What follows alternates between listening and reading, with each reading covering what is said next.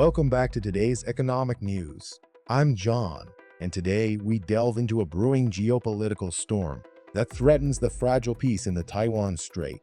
The US has just announced a staggering $11.1 billion arms package for Taiwan, prompting China to issue a warning of war. Now let's take a step back to understand why this situation should concern us all.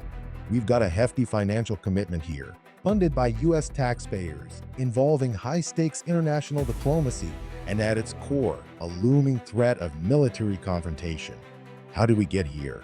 And more importantly, what does this mean for you, the taxpayer? Before diving into today's headline, let's rewind the clock a bit for some historical context. The delicate balance in the Taiwan Strait has been teetering since the post-World War II era.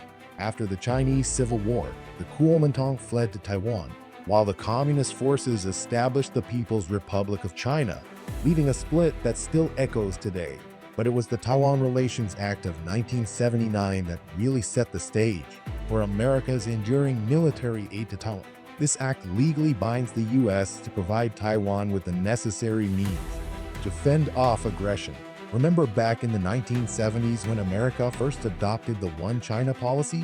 Yet here we are, decades later, still arming Taiwan despite that recognition, as China makes aggressive strides closer to Taiwan's shores. This isn't random. It's a clear trajectory of growing tensions, a narrative evolving over decades of unease and precautionary measures. Now, let's pick apart the specifics of this latest arms deal. The $11.1 billion figure isn't just some abstract number. Imagine if you were running your household like this. That's $50 from each taxpayer in the country, funding sophisticated weapon systems aimed not at game consoles or cars, but international deterrence. Let's talk hardware.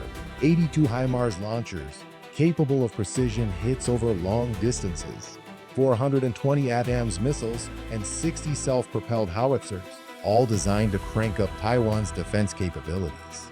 And yet, in the face of this military bolstering, we still have a $20 billion backlog of unfulfilled deliveries from previous deals.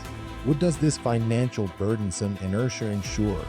A congressional review period of 30 days, but who really gets to review?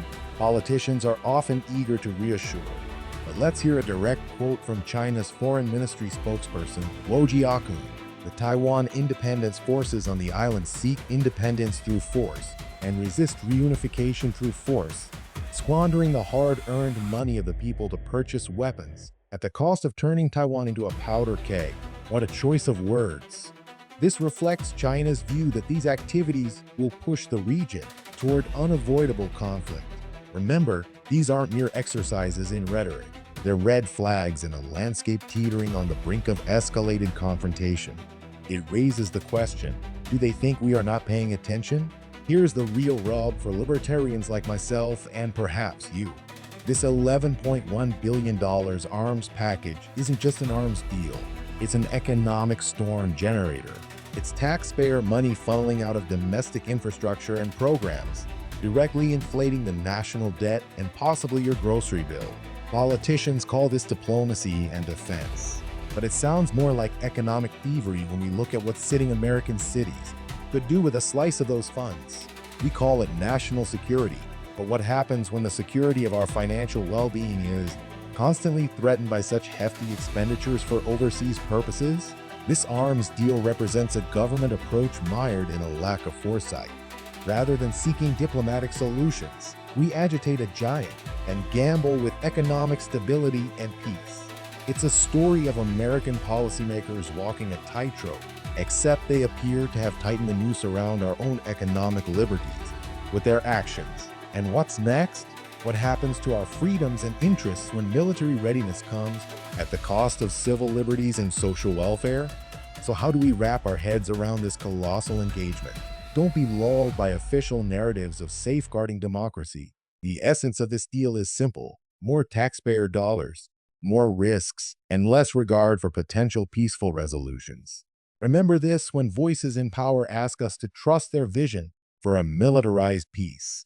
If you are as tired of footing escalating bills that serve interests far removed from day-to-day American life as I am, hit that subscribe button. Let's keep this conversation going and demand more responsible governance. Until next time, this is John signing off. Keep questioning, keep aware.